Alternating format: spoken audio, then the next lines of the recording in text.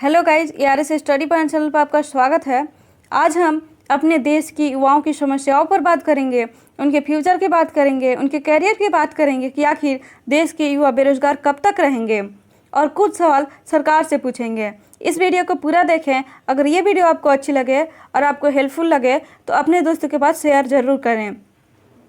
हमारे देश में आज लाखों युवा बेरोजगार हैं। क्यों? क्योंकि सरकार का ध्यान देश के युवाओं के भविष्य बनाने पर नहीं है। हम सरकार क्यों चुनते हैं?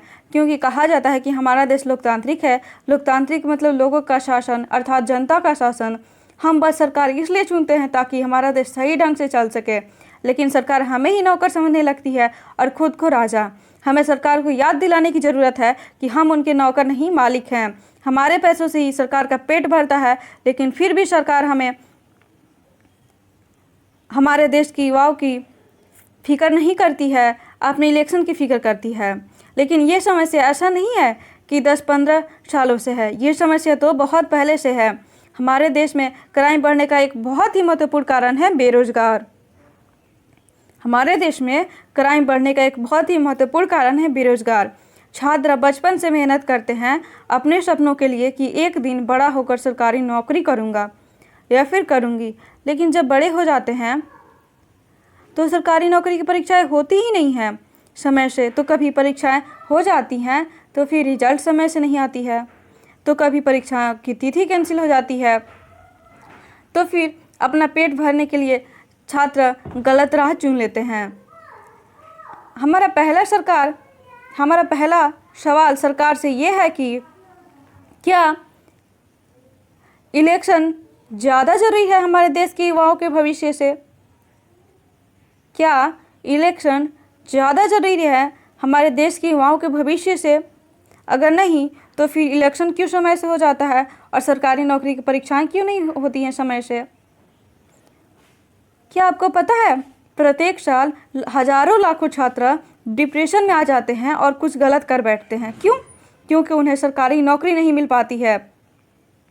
छात्र दिन रात एक करके मेहनत करते हैं और इस गलत सिस्टम की वजह से उन्हें नौकरी नहीं मिल पाती है। कभी वैकेंसी ही नहीं आती है, तो कभी आती है तो परीक्षाएं समय से होती ही नहीं है। तो अगर कभी परीक्षाएं होने से पहले ही पेपर लीक हो जाती है, तो कभी रिजल्ट नहीं आता है। छात्रों को तो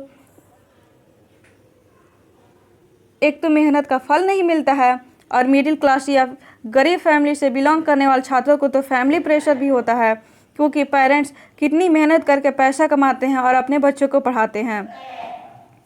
हमारा दूसरा सवाल सरकार से ये है कि जेईई या नीट जैसी परीक्षाओं की प्रश्न पत्र क्यों नहीं लीक होते हैं? सिर्फ सरकारी नौकरी के ही प्रश्न पत्र क्यों एग्ज़ाम से पहले लीक हो जाते हैं? हमारा दूसरा सवाल सरकार से ये है कि जेईई या नीट जैसी परीक्षाओं की प्रश्न पत्र क्यों नहीं लीक होते हैं? सिर्फ सरकारी नौकरियों के ही प्रश्न पत्र क्यों एग्ज़ाम से पहले लीक हो जाते हैं?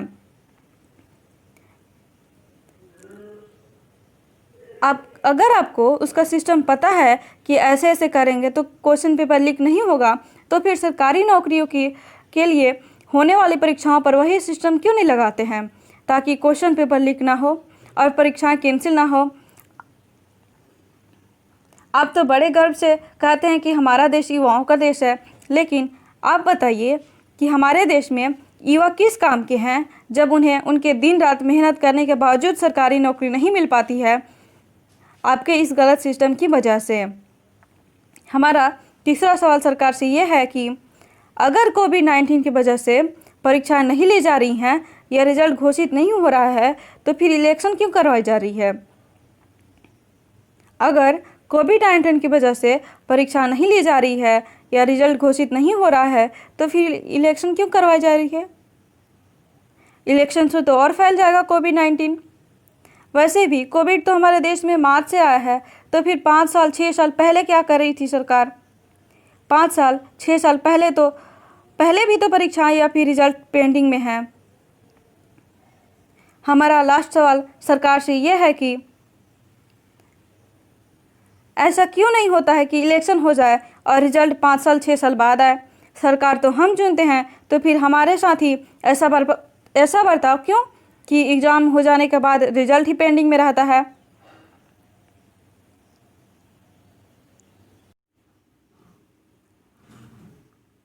ऐसा नहीं है कि सरकार ने हमारे लिए अच्छे काम नहीं किए हैं, अच्छे काम बहुत किए हैं, जैसे पाकिस्तान के ऊपर सर्जिकल स्ट्राइक, चीन के ऊपर डिजिटल स्ट्राइक, धारा 370 हटाना, राम मंदिर बनवाना। लेकिन अब सरकार को ज़रूरत है कि देश के युवाओं के भविष्य पर भी ध्यान दे।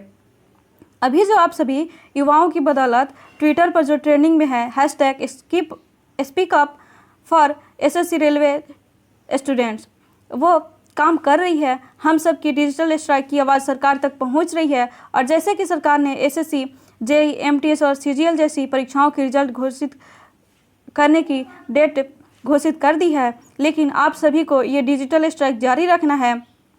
हमारा अपील आप सभी युवाओं से ये है कि प्लीज़ प्लीज़ प्लीज़ आप सभी डिजिटल स्ट्राइक तब तक जारी रखें जब तक कि कोई ऐसा सिस्टम नहीं आ जाती है कि हमें क्या हमारी आने वाली पीढ़ियों को भी कभी भी ये सब झेलना ना पड़े। थैंक यू दोस्तों। अगर वीडियो अच्छी लगी हो तो अपने दोस्तों के साथ शेयर ज़रूर करें और साथ ही कमेंट सेक्शन में कमेंट करके बताएं कि आपको ये वीडियो कैसी लगी। और हमारे चैनल को अगर सब्सक्राइब नहीं किए हैं तो आप सब्सक्राइब कर लें।